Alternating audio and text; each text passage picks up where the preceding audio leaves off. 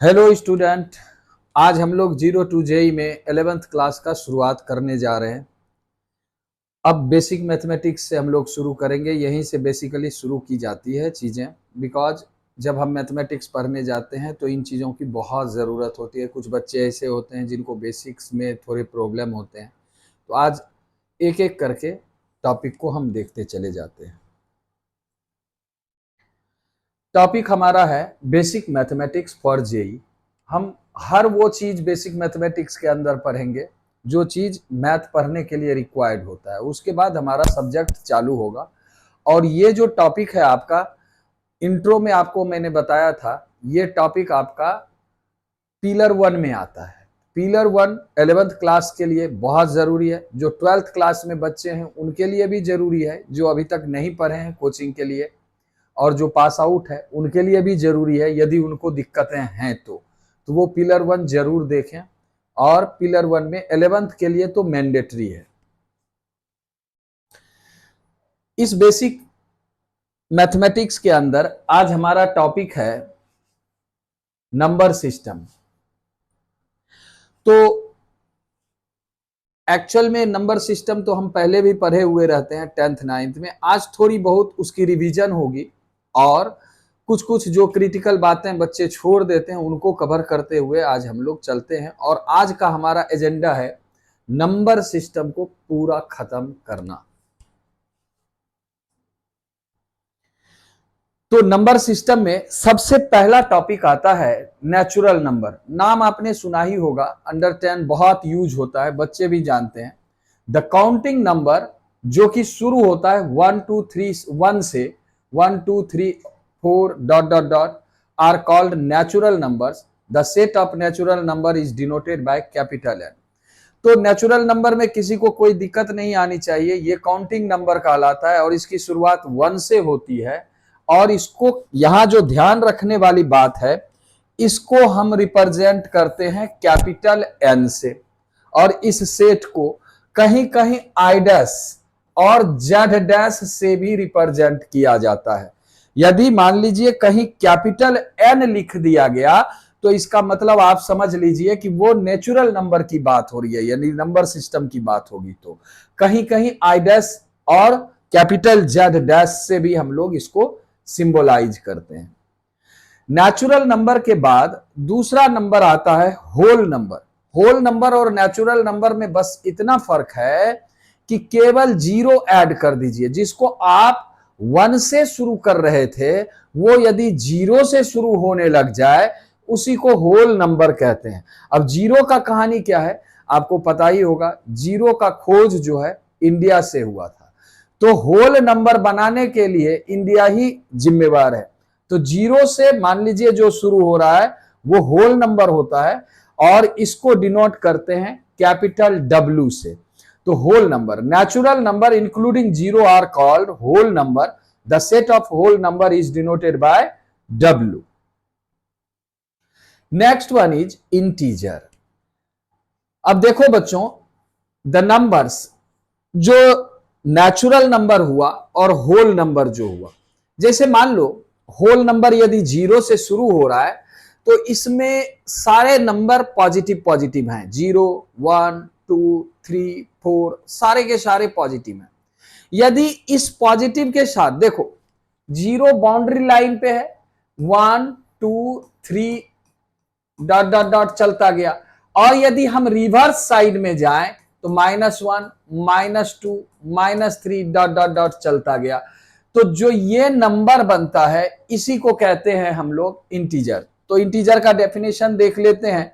The numbers from -3 -2 1 2 3 are called integers and the set of integer is denoted by capital I और capital Z. Capital I और capital Z से हम denote करते हैं integer को। बात समझ में आ गई। अब दो टाइप का इंटीजर हमारा होता है, एक होता है इवन इंटीजर, दूसरा होता है ऑड इंटीजर। इवन इंटीजर क्या होता है? ऐसा इंटीजर जो 2 से डिविजिबल हो। तो 2 से 0 डिविजिबल होता है, 2 से 2 डिविजिबल है, 4 है, 6 है। तो जो इंटीजर 2 से डिविजिबल हो, अब इंटीजर में क्या है, पॉजिटिव साइन वाला भी नंबर है, निगेटिव साइन वाला भी नंबर है, दोनों में देखेंगे जो 2 से डिविजिबल है उसे हम इवन इंटीजर कहेंगे, और जो 2 से डिविजिबल नहीं है उसे हम ऑड इंटीजर कहेंगे। तो देखो बच्चों, एग्जाम्पल क्या हो गया, 0 +-2 +-4 एंड सो ऑन। और ऑड इंटीजर में एग्जाम्पल क्या हो गया, +-1 +-3 +-5 and so on. Even integer को यदि हम रिप्रेजेंट करते हैं तो 2n और n बिलोंग्स टू इंटीजर कर देंगे, 2n। और ऑड इंटीजर को हम लोग रिप्रेजेंट करते हैं 2n + 1, और यहां भी n क्या है, n बिलोंग्स टू इंटीजर। तो this is the representation of odd integer and this is the representation of even integer, right. अब इसके बाद जो यहां तक तो आसान आसान चीज था, अब आता है एक प्राइम नंबर। हालांकि ये भी आसान है, इसमें भी कोई दिक्कत नहीं है। प्राइम नंबर में चल के देखते हैं कि एक कोई भी natural number except unity, a natural number except unity is said to be a prime number if it is exactly divisible by unity and itself only। अब इसको हम लेमैन लैंग्वेज में देखेंगे कि कोई भी इंटीजर, यहां देखो बच्चों, नेचुरल नंबर, कोई भी नेचुरल नंबर, पहले एक बात यहां पे ध्यान देना, नेचुरल नंबर शुरू कहां से होता है, नेचुरल नंबर शुरू होता है हमारा 1 से। तो यहां पे ध्यान देने वाली बात है, कहता है कि ए नेचुरल नंबर, तो नेचुरल नंबर 1 से शुरू होता है। कहता है कि एक्सेप्ट यूनिटी, यानी 1 नहीं होना चाहिए, 1 के अलावा, except unity is said to be a prime number.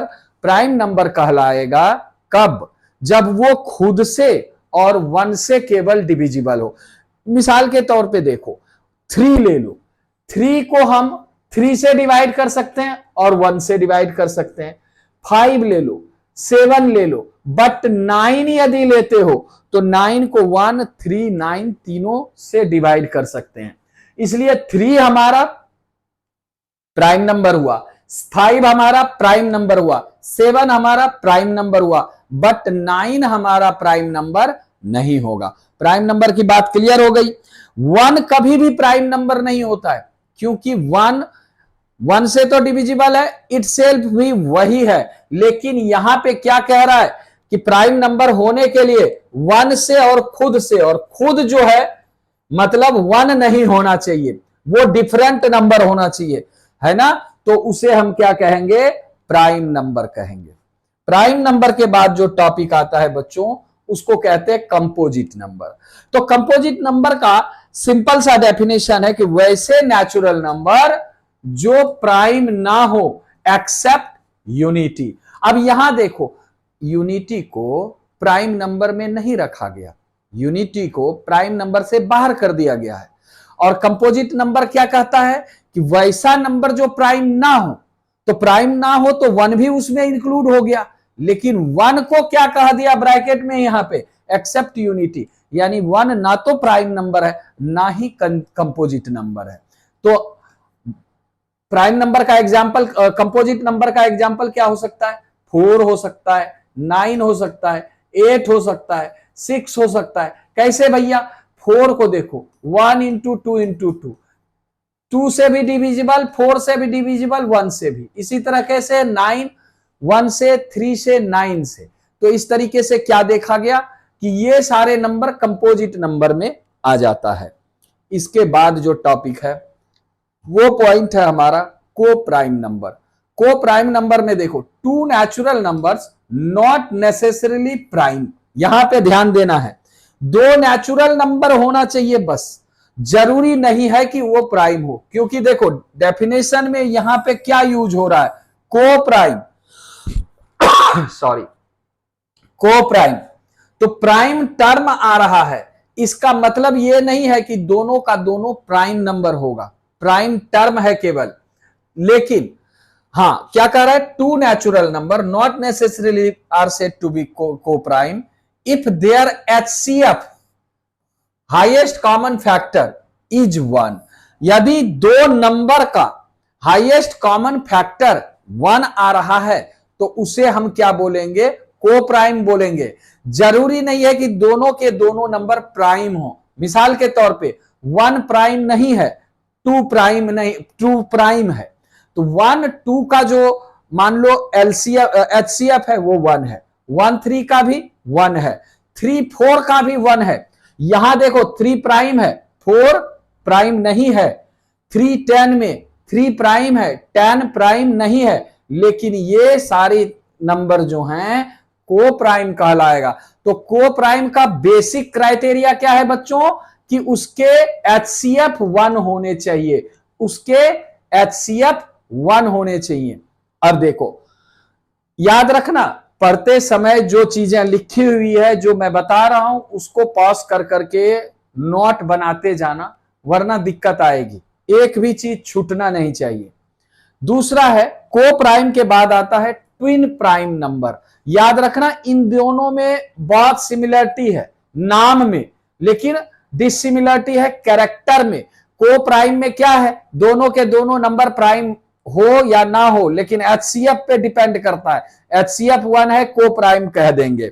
Twin prime में देखो, if the difference between 2 prime numbers are is 2, यदि 2 प्राइम नंबर के बीच का डिफरेंस यदि 2 है तो हम उसे क्या कहेंगे, ट्विन प्राइम नंबर। जैसे एग्जांपल में देखो 3 5 डिफरेंस 2, 5 7 डिफरेंस 2, 11 13 डिफरेंस 2। तो क्या हमने देखा कि जो प्राइम नंबर का डिफरेंस 2 आ रहा है तो उन दोनों प्राइम नंबर को ट्विन प्राइम नंबर कहेंगे। इसके बाद जो सबसे अच्छा टॉपिक है वो है रैशनल नंबर। यहां पे देखो बच्चे, all the numbers that can be represented in the form of p by q where p and q are integers and q is not equal to 0। अब देखो p q को इंटीजर होना है और q को 0 नहीं होना है, क्योंकि 0 भी एक इंटीजर है, लेकिन 0 यदि बेस में आ गया तो वो डिफाइन नहीं रहेगा, q नॉट इक्वल टू 0 और इंटीजर होना चाहिए, आर कॉल्ड रैशनल नंबर। अब देखो यहां पे पॉइंट जो ग्रीन में है इसको समझना, it may be denoted by it may be noted that every integer is a rational number since it can be written as p by 1। जैसे 5 है, 5 को 5 by 1 में लिख सकते हो, 7 को 17 को 18 को 176 को 176 by 1। तो ये p by q में रिप्रेजेंट कर सकते हैं, इसलिए हर एक इंटीजर हमारा क्या है, रैशनल नंबर है। The decimal part of rational number is either terminating or recurring। अब देखो डेसिमल पार्ट जो है इसका किसका, रैशनल नंबर का, या तो टर्मिनेट करेगा या तो रेकरिंग होगा, है ना। तो ये क्या कहलाएगा, प्राइम नंबर का रैशनल नंबर कहलाएगा। जैसे मान लो 3/10, अब ये एक रैशनल नंबर हो गया 0.3, इसका डेसिमल पार्ट टर्मिनेट कर गया।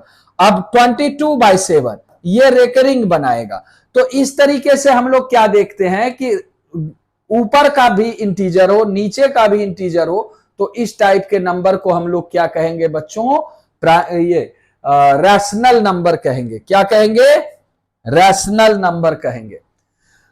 अब देखो रैशनल नंबर को रिप्रेजेंट करने के लिए कैपिटल क्यू सिंबल को हम यूज करते हैं। रैशनल नंबर को हम लोग रिप्रेजेंट किससे करते हैं बच्चों, कैपिटल क्यू से रिप्रेजेंट करते हैं। और उसके बाद जो दूसरा नंबर आता है उसको हम लोग कहते हैं irrational number. There are real numbers which cannot be expressed in the form of those real numbers which cannot be expressed in the form of p by q, these numbers are called irrational number and their set is denoted by q to the power c, यानी q complement. Set में देखोगे इसको complement symbol बोलते हैं। तो q यदि rational को बताता है तो q to the power c को क्या बताएगा, इर्रेशनल। तो इर्रेशनल को IR भी कहीं कहीं लिखा हुआ देखते हैं। अब यहां पे पॉइंट ध्यान देने वाली बात है, decimal part of irrational number is neither terminating nor recurring. ना तो रिकरिंग है ना टर्मिनेटिंग है है ना बच्चों। अब यहां पे आ जाओ, पिछले सवाल में क्या था, पिछले पॉइंट में क्या था, decimal part of rational number is, rational number का डेसिमल पार्ट टर्मिनेटिंग होगा और या तो रिकरिंग होगा, लेकिन decimal part of irrational number ना तो टर्मिनेटिंग होगा ना ही रिकरिंग होगा। एग्जाम्पल के तौर पे देखोगे, एक्सपोनेंशियल ई का value 2 point something something dot dot, pi का वैल्यू 3.14 डॉट डॉट डॉट। तो देखो ये ना तो टर्मिनेट कर रहा है और ना ही रिकरिंग है, तो इसलिए क्या कहेंगे, ये दोनों नंबर क्या हो गया बच्चों, इरेशनल नंबर। जैसे मान लो √2 ले लो, 1.414 डॉट डॉट डॉट, टर्मिनेट करेगा ही नहीं, तो इन सब नंबर को हम लोग क्या बोलेंगे बच्चे, इरेशनल नंबर। रियल नंबर क्या होता है, complete set of rational number and irrational number is called real number.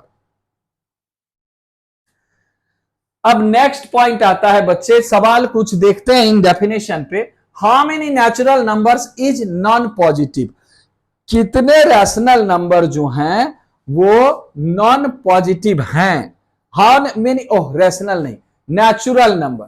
How many, बच्चे नेचुरल शुरू ही होता है 1 से, तो नॉन पॉजिटिव होने का सिस्टम ही नहीं है। तो number of non positive natural number कितना होगा बच्चे, 0 हो जाएगा, क्योंकि इसकी शुरुआत ही 1 से है। तो क्या होगा, number of natural number 0। Next point में यदि आते हैं, sum of the first 50 natural number is, बच्चे पहला 50 नेचुरल नंबर क्या क्या होगा, 1 होगा, सम करो, 2 होगा, 3 होगा, dot dot dot up to 50। अब देखो बच्चे 10th क्लास में जब एपीजीपी पढ़ा था तो उस समय फार्मूला क्या था, 1 2 3 डॉट डॉट डॉट एन तक यदि जाता है तो इसके बराबर क्या होता है, n इंटू एन प्लस 1/2 हो जाता है। तो इसकी वैल्यू क्या हो जाएगी, 50 into 51, 50 into 51 divided by 2, that is 25 into 51।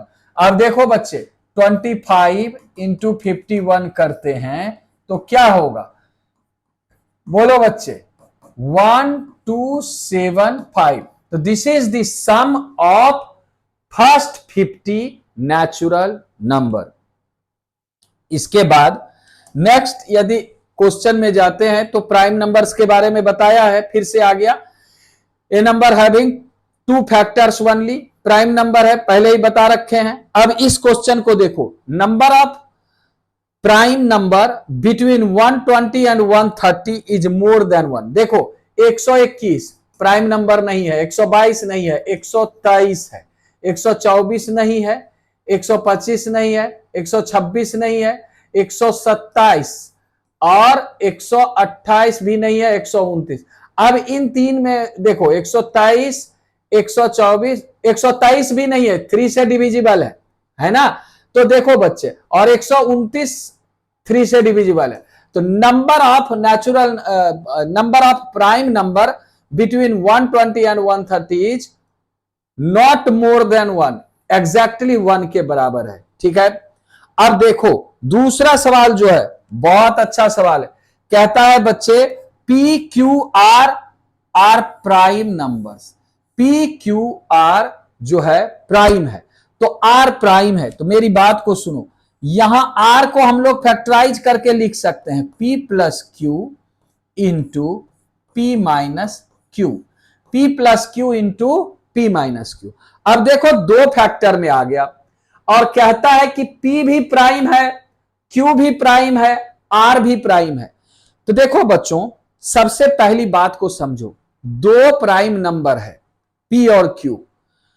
तो प्राइम नंबर बेसिकली 2 को यदि छोड़ दें तो सारा का सारा ऑड नंबर हमारा प्राइम नंबर होता है। एक ही इवन नंबर है जो 2 है, वो प्राइम होते हुए भी ऑड नहीं है। दूसरा कैरेक्टर यहां पे ध्यान देने वाला बात है कि ऑड प्लस ऑड, देखो बच्चे odd plus odd is equal to even, even plus even is equal to even. Odd minus odd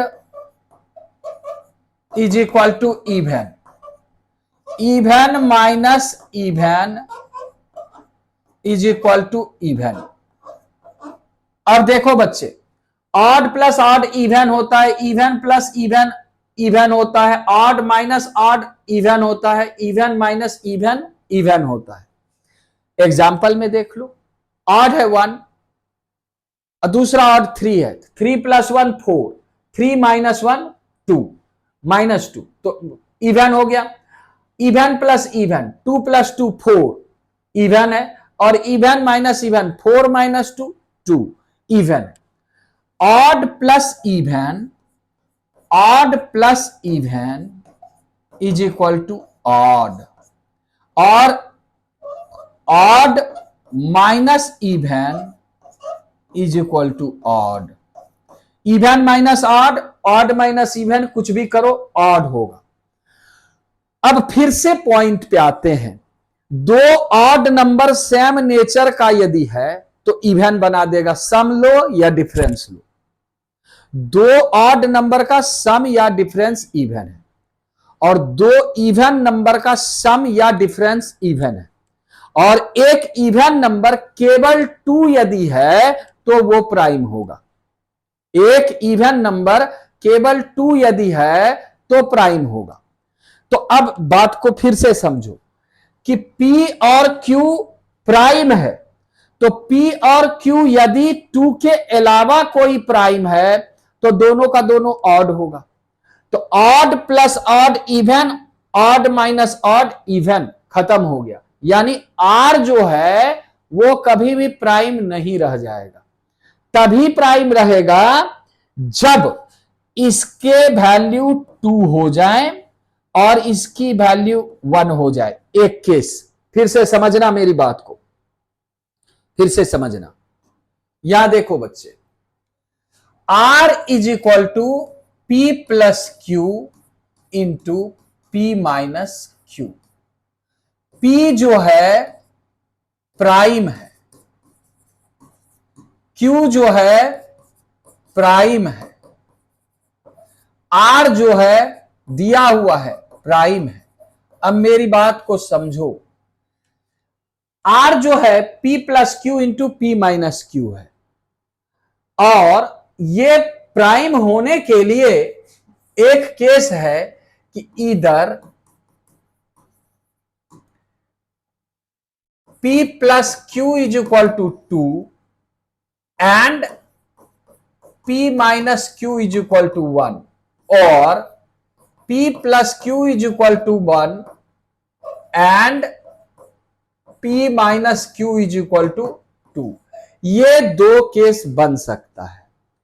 तो ये केस कब बना? जब P प्लस Q का सम 2 है। तो देखो बच्चों, तो इस केस को हम सॉल्व करते हैं। P प्लस Q हमारा 2 हो गया, P माइनस Q हमारा 1 हो गया, तो 2P क्या हो गया बच्चों? 2P हो गया 3। तो P क्या हो गया बच्चों? 3/2।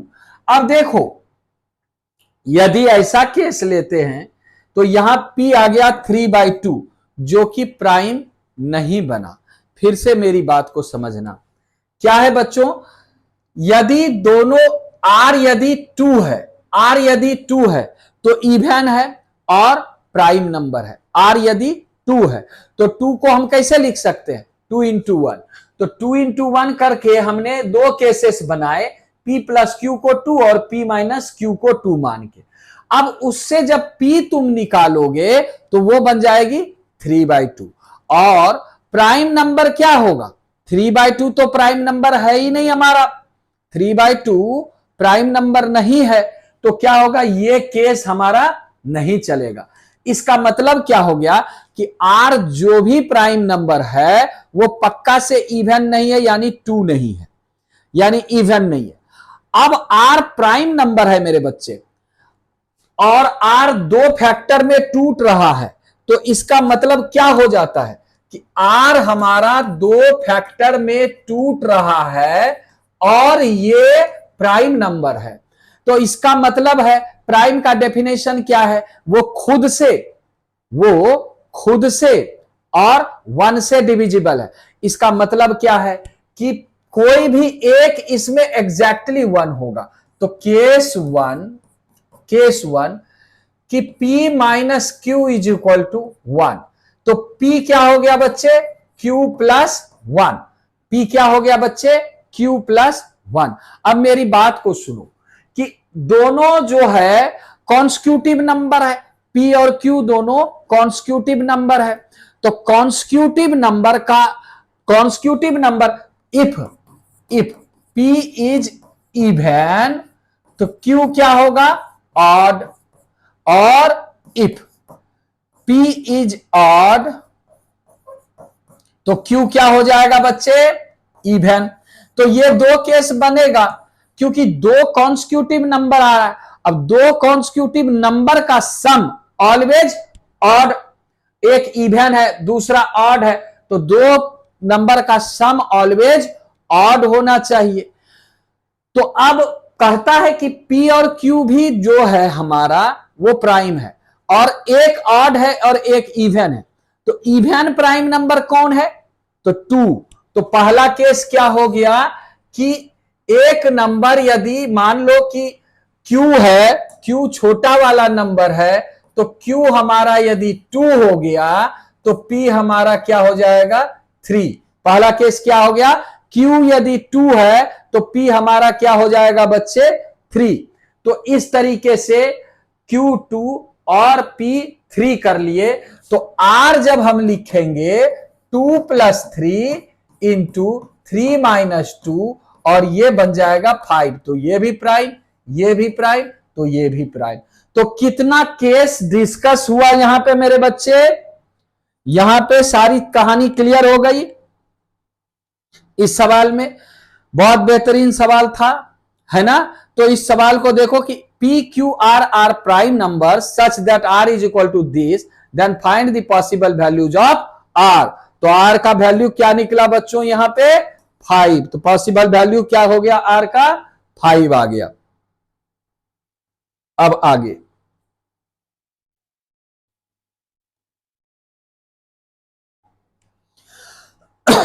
देखो बच्चे, number of even prime number is, prime number है और इवन है, तो एक ही नंबर है हमारा जो कि 2 है। तो नंबर ऑफ प्राइम नंबर कितना हो गया? 1। जो 2 है वो इवन भी है और प्राइम भी है। देखो next, sum of first 5 prime numbers is, पहला 5 प्राइम नंबर का सम निकालिए। तो फर्स्ट प्राइम नंबर स्टार्ट होता है 2 से, 3 से, 2 3 5 7, है ना? 2 3 5 7 9 11। तो अब इसके सम कितने हो गए? 5 10 और 18 28। तो सम ऑफ फर्स्ट 5 प्राइम नंबर्स क्या हो गया हमारा बच्चे? 28। कौन कौन सा प्राइम हुआ? 2 3 5 7 एंड 11। अब देखो बच्चों, a number having more than 2 factors, composite तो पढ़ा ही है, इसके प्रॉपर्टी में आते हैं। 1 is neither prime nor composite, पहले ही बता रखे हैं कि 1 को ना प्राइम में कंसीडर करते हैं ना तो कंपोजिट में। दूसरा, numbers which are not prime are composite number except 1, ये तो डेफिनेशन में ही आ गया था। 4 is the smallest composite number, 4 is the smallest composite number. अब देखो बच्चों, 4 देखो, 1 कंपोजिट नहीं है, 2 प्राइम है, 3 प्राइम है और 4 जो आया ये कंपोजिट है। तो 4 क्या हो गया? 1 इंटू 2 इंटू 2, 3 फैक्टर में टूट गया। तो 4 हमारा जो है स्मॉलेस्ट कंपोजिट नंबर है। ठीक है बच्चों? अब देखो, 2 is the only even prime number, तो ये भी प्रॉपर्टी हर समय याद रखेंगे। स्मॉलेस्ट कंपोजिट नंबर इज बच्चे 4। यहां आ जाओ, विच natural number is neither prime nor composite 1, 1 को ना तो प्राइम में कंसीडर करते हैं बच्चे, ना ही कंपोजिट में कंसीडर करते हैं। इसके बाद number of whole numbers less than 3 is. और देखो बच्चे, होल नंबर निकालना है और 3 से छोटा, तो पहला क्या हो गया 2, फिर क्या हो गया 1, फिर क्या हो गया 0, तो कितने हो गए 3 होल नंबर होगा, है ना बच्चे। कितने होल नंबर होंगे 3 होल नंबर होंगे, 0 1 एंड 2, जो कि 3 से छोटा है। अब देखो बच्चों, होल नंबर का सम x प्लस 2y कह रहा है 0 है। मेरे बच्चे यहां ध्यान दो, x प्लस 2y हमारा 0 है। अब देखो, होल नंबर का मिनिमम वैल्यू 0 है, ना तो पॉजिटिव है, 0 है या फिर पॉजिटिव है। दो पॉजिटिव का सम कभी भी 0 नहीं होगा, दो पॉजिटिव का सम कभी भी 0 नहीं होगा। इसका मतलब क्या हो गया, x भी 0 है और y भी 0 है। इसका मतलब क्या हो गया, x प्लस वाई भी 0 होगा।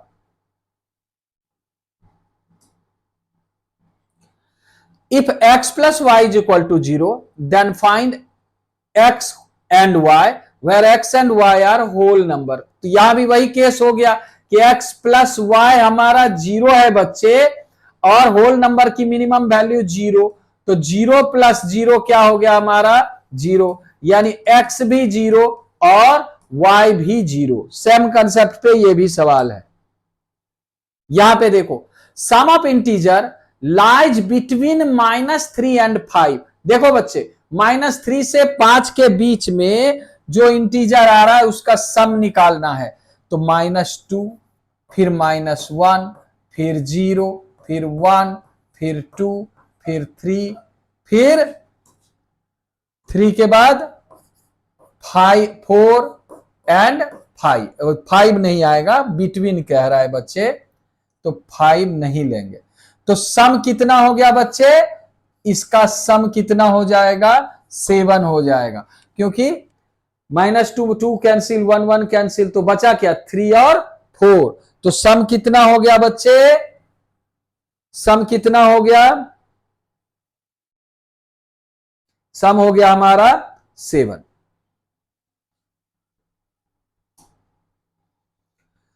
अब देखो, -1 to the power x and -1 to the power x और -1 to the power y is equal to 0 है, then X Y can be. देखो बच्चे, दोनों में बेस में -1 है। जब बेस में -1 पे इवन पावर होता है तो ये 1 होता है, -1 पे ऑड पावर जो होता है ये -1 देता है, और इन दोनों का सम कितना दिया है 0। इसका मतलब x यदि इवन है, x यदि इवन है तो y क्या हो जाएगा बच्चे ऑड, और इसी का कन्वर्स x यदि ऑड है तो y क्या हो जाएगा बच्चे इवन। तो ये इसका आंसर होगा, क्या होगा x and y can be, one is even another is odd. अब देखो बच्चों, नेक्स्ट जो सवाल है बहुत ही अच्छा सवाल है, यहां पे ध्यान से देखो। Let x, y and z are distinct integers, और x y को कह रहा है कि ऑड है और पॉजिटिव है, z को कह रहा है इवन है और पॉजिटिव है। मतलब यहां पे बगल में लिख लो, x क्या है ऑड, y क्या है ऑड, और z क्या है इवन। ठीक है, दो ऑड का सम इवन होता है और इवन इंटू इवन इवन होता है, तो ये सही हो गया। उसके बाद कहता है odd minus even, odd minus even क्या होता है, ऑड माइनस इवन ऑड होता है बच्चे। कैसे, 1 या 11 माइनस 4 कितना होगा 7, तो ऑड होगा। तो ऑड माइनस इवन ऑड होता है। फिर y क्या है बच्चे ऑड है, तो ऑड इंटू ऑड क्या होता है, ऑड इंटू ऑड क्या होता है बच्चे, ये भी ऑड होता है। तो देखो y स्क्वायर है तो ऑड इंटू ऑड, ये भी ऑड ये भी ऑड, तो प्रोडक्ट क्या हो गया बच्चे, ऑड, तो ये भी सही हो गया। x minus Z into Y, ये भी ऑड होगा, सेम कंसेप्ट है। यहां देखो ऑड का स्क्वायर क्या हो गया बच्चे, ऑड, इंटू जेड इवन, तो जेड तो इवन है तो प्रोडक्ट भी क्या होगा बच्चे, इवन हो जाएगा। देखो बच्चे ऑड का square odd into odd, odd होगा, तो ये हमारा गड़बड़ है, यानी ये क्या हो जाएगा बच्चे, ऑड हो जाएगा। तो आंसर क्या हो गया हमारा, ई नंबर। कौन सा सही नहीं है, तो ऑप्शन नंबर ई आएगा। अब देखो बच्चे, co-prime numbers, two natural numbers are called co-prime if their HCF is 1, ये तो पढ़े हो। उसके बाद आता है HCF of A and B when A and B are co-prime, क्या होगा बच्चे, 1। HCF of A and B क्या हो जाएगा, थ्योरी में पढ़ा था, 1 हो जाएगा।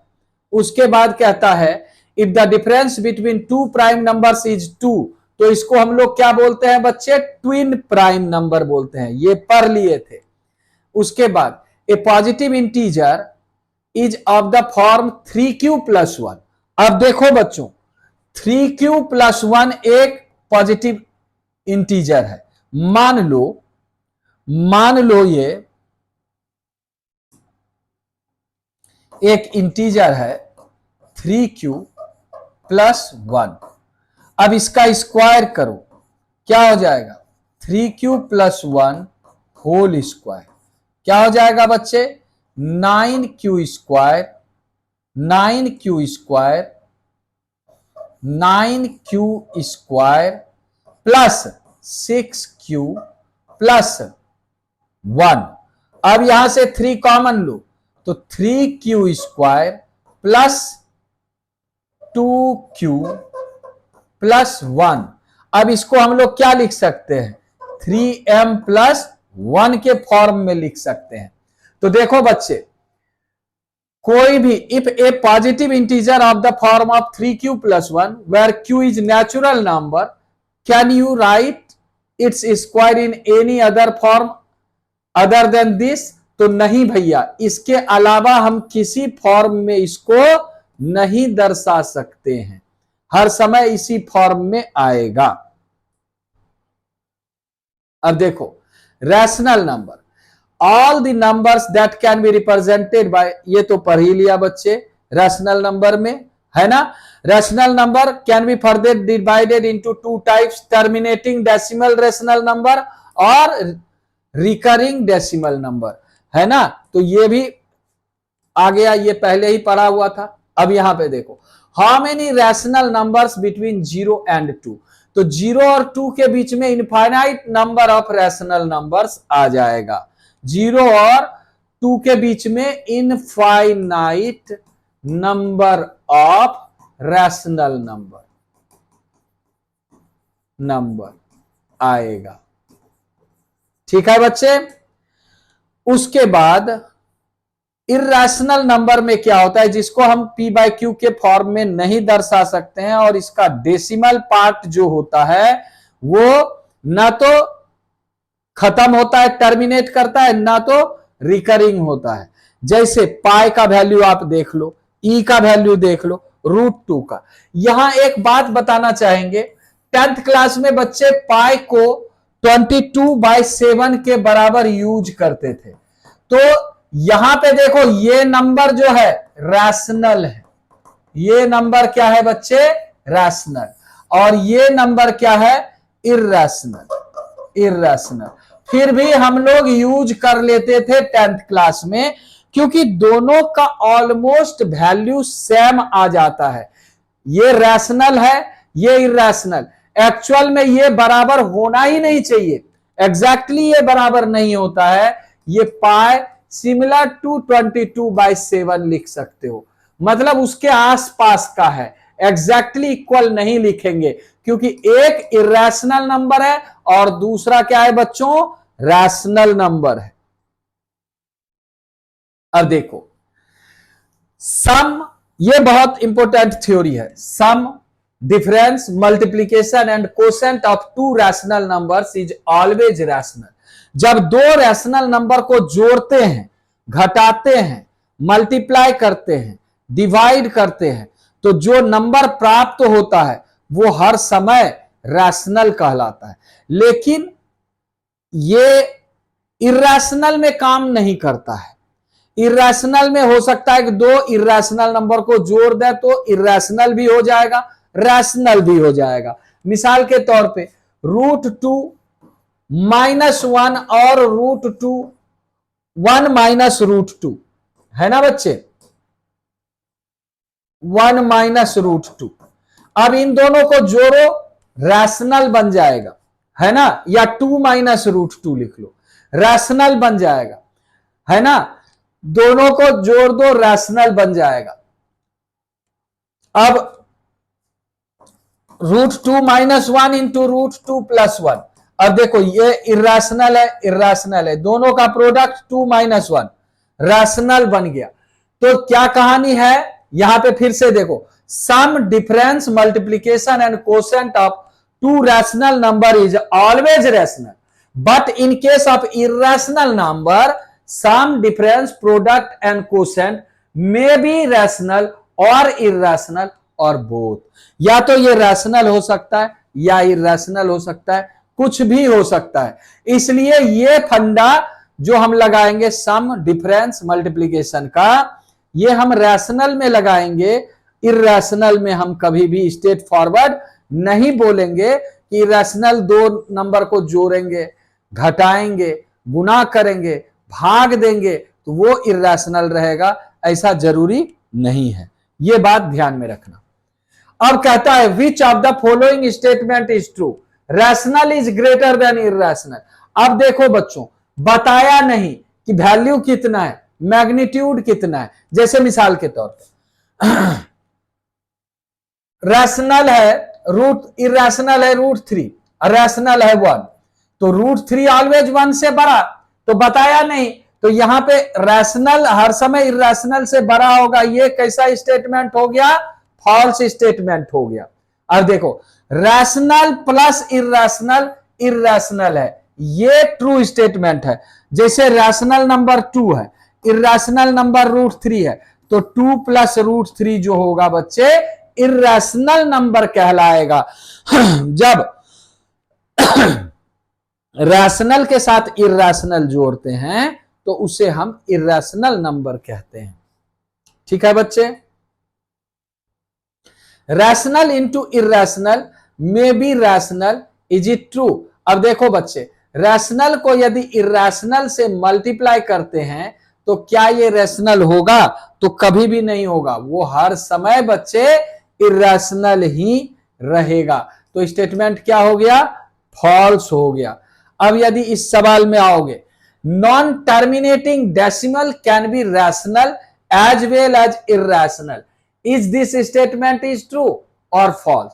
अब देखो नॉन टर्मिनेटिंग डेसिमल जो है वो किस टाइप का है, एक डेसिमल दो टाइप का होता है, एक टर्मिनेटिंग डेसिमल, एक रिकरिंग डेसिमल, है ना। तो रिकरिंग डेसिमल जो होता है, बात समझ रहे हो, और टर्मिनेटिंग डेसिमल जो होता है वो रैशनल के कैटेगरी में आता है, और नॉन टर्मिनेटिंग डेसिमल और जो नॉन रिकरिंग भी ना हो तो वो आता है इर्रेशनल के केस में। अब यहां पे ध्यान से देखो, non terminating decimal can be rational as well as irrational, है ना। Is this statement is true, तो हाँ सही है। नॉन टर्मिनेटिंग मतलब टर्मिनेट नहीं किया, तो दो बातें उठती है, क्या रेकरिंग होगा तो रैशनल में जाएगा, नॉन रेकरिंग होगा तो इर्रेशनल में जाएगा। ठीक है बच्चों। अब देखो बच्चों, रैशनल इंटू रैशनल रैशनल होता है, सही स्टेटमेंट है। रैशनल इंटू रैशनल क्या कहलाएगा, रैशनल, है ना बच्चों। Rational divided by non zero rational, ये भी रैशनल, है ना। रैशनल प्लस माइनस इर्रेशनल क्या कहलाएगा, irrational. Non zero rational into irrational, ये भी क्या कहलाएगा, इर्रेशनल। नॉन जीरो रैशनल, है ना, इंटू इर्रेशनल क्या कहलाएगा, इर्रेशनल कहलाएगा। ठीक है बच्चों। एग्जाम्पल में यदि देखना चाहोगे, रैशनल लिए 2 इंटू 4/3 कितना हो गया 8/3 रैशनल है। Rational into non zero rational divide कर दो 4/3 क्या हो गया, दो रैशनल है 4 और 3, 4/3 कर दो ये भी रैशनल बन गया। Rational plus minus 2 plus √2 2 minus √2 irrational बन गया। अब rational into irrational 2 into √3 irrational बन गया। समझ गए बच्चे। जब थियोरेटिकली समझ ना आए तो हम लोग एग्जाम्पल लेकर के देख लेंगे। अब देखो ये बहुत इंपॉर्टेंट है। If A and B are rational numbers and a plus B √2 is equal to 0 then find a and b। मेरे बच्चे ये है रैशनल और ये पार्ट है इर्रेशनल, तो ये टोटल पार्ट हो गया इर्रेशनल। अभी नहीं, इसको अभी नहीं लिखो। हाँ, एक है रैशनल दूसरा इर्रेशनल और सम है 0 मेरे बच्चे। तो देखो रैशनल प्लस इर्रेशनल जो होगा वो हमारा इर्रेशनल बना देगा, है ना, इर्रेशनल बना देगा। लेकिन यहां इर्रेशनल आ नहीं रहा है, यहां तो रैशनल आ गया, 0 आ गया, है ना बच्चे। तो 0 आ गया, इसका मतलब ये बात पक्की है कि ए भी 0 है और बी भी 0 है, तभी जाकर के ये सम हमारा 0 हो गया। क्योंकि 0 में √2 से मल्टीप्लाई करने से हमारा रैशनल इर्रेशनल नहीं बनेगा, रैशनल ही रहेगा, है ना बच्चों। अब देखो सेम कंसेप्ट है, यहां पे एक इर्रेशनल यहां पे एक इर्रेशनल और सम जो है रैशनल। इसका मतलब ए भी 0 बी भी 0 और बच्चे सी भी हमारा 0 हो जाएगा। सेम कंसेप्ट है। यहां पे भी आओगे सेम कंसेप्ट, ये टर्म और ये टर्म का सम 0 है, इसका मतलब x प्लस वाई 0 है, x माइनस वाई माइनस 2 0 है, यानी x माइनस वाई 2 है, x प्लस वाई 0 है, तो 2x क्या होगा बच्चों 2, तो x क्या हो गया 1। अब देखो बच्चों x हमारा 1 आ गया, तो y क्या हो गया -x, तो y हमारा -1, तो x is equal to 1, y is equal to -1, ये हमारा वैल्यू हो जाएगा। तो कंसेप्ट क्या लगा है कि कोफिशिएंट ऑफ इर्रेशनल और ये टर्म दोनों 0 होगा। Real numbers can be irrational number, is it true और फॉल्स। अब देखो बच्चे real numbers can be irrational number, तो रियल नंबर तो इर्रेशनल और रैशनल का सम है ना, तो ये ट्रू स्टेटमेंट है। रियल नंबर इर्रेशनल और रैशनल दोनों को मिलाकर के हम लोग रियल नंबर बोलते हैं, है ना। तो ये कैसा स्टेटमेंट है, ट्रू स्टेटमेंट है। और देखो बच्चे द नंबर लाइन अच्छा ये चीज हो गया, खत्म हो गया। तो इतना हम लोग देखो बहुत छोटा टॉपिक था ये हमारा, क्या चीज का, नंबर सिस्टम का। पहला जो बेसिक क्लास है हमारा बच्चों वो नंबर सिस्टम का है, तो इसमें बहुत ज्यादा मेहनत करने की जरूरत नहीं है इस चैप्टर में, इस चैप्टर में नहीं, मतलब इस टॉपिक में नंबर सिस्टम में। ये जस्ट एक रिव्यू है 10th क्लास के बाद, इसलिए इसको शॉर्टकट में निपटा दिया गया आपको। अब इसके ऊपर क्वेश्चन क्या है कि हम कितना पढ़ें, आपको कुछ भी ज्यादा नहीं पढ़ना है, जो लेक्चर में दिया गया है और जितने पॉइंट और जो मान लो कि एक्सेप्शन बताया गया, थ्योरी बताया गया, डेफिनेशन बताया गया और जितने सवाल बनवा दिए गए, मच मोर सफिशिएंट है। इससे ज्यादा ना बनाने की जरूरत है ना इस टॉपिक में, क्योंकि हमने पहले ही बताया था पिलर 1 से सवाल नहीं आता। पिलर 1 से केवल वो चीज आता है जो प्रॉपर्टी इसका यूज हो रहा है, तो आगे कहीं आ जाएगा, नाम आ जाएगा, नेचुरल, होल नंबर, तो ये सब चीजें ज्यादा परेशान नहीं करता है।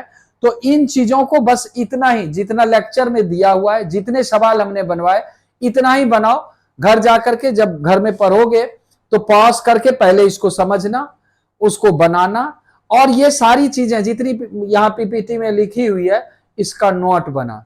Thank you very much.